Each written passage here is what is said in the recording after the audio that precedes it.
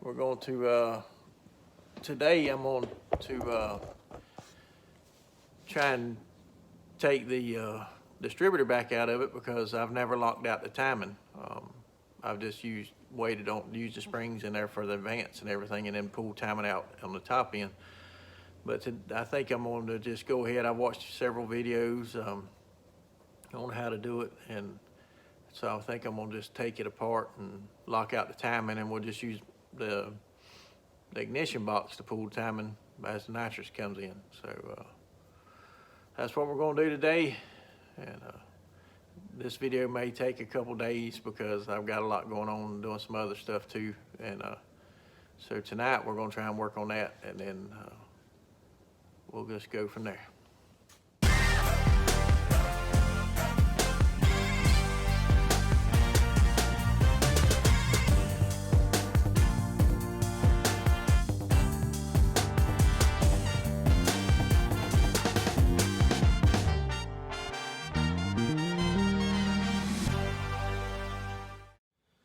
All right, I got the distributor out of the car. This is a MSD 8580 is the part number. It's 4351 Cleveland, or Ford big block, 429, 460. In my case, it's in a Cleveland. And what you do, you have to take these two screws out here that holds the cap in. All right, next you have to take these two springs here off, and then you can take these off also. All right, the way to get these off is just see this little keeper. This little keeper's on there, and you pull it off, and then you have to take a screwdriver and manipulate this and pry it up, and then you get these expanders. Heck, I don't know what they call them, but you take these off also. You want to make it look like that. All right, now that I've got both of these off, and all the springs and everything off, we're gonna move down to the other end, and I'm gonna punch out this roll pin here, and this allows this to slide up. I've already punched it out, but it just slides up.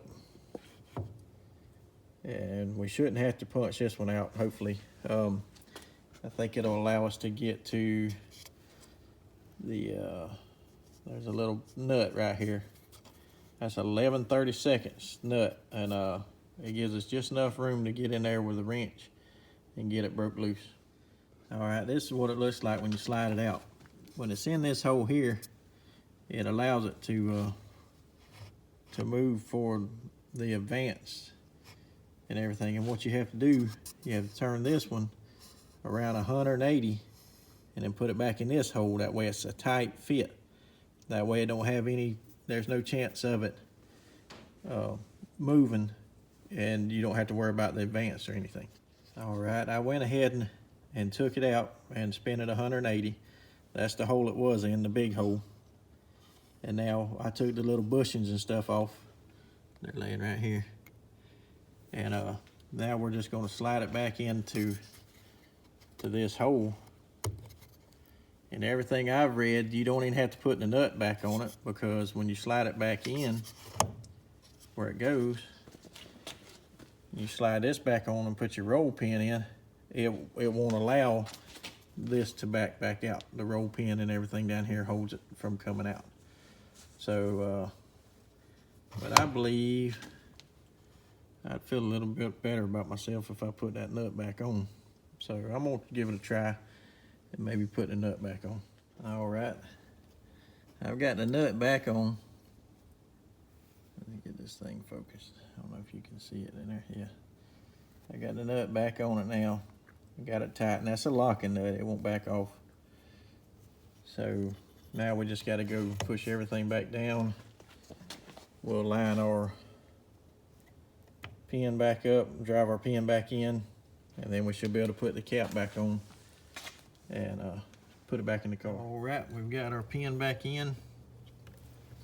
Now we're gonna set it back up in the vise, and we'll put our cap on. Now this is what I have left over. I got the bushing off of the bolt that went through, and then the little weights, 2 little weights, the springs, and the actually I think these are the weights. But that's what I got left over. I'm gonna keep all this stuff and put it up in case I ever decide to go back. But I think I'm just going to use it locked out now and just use my ignition box to remove all the timing that I need.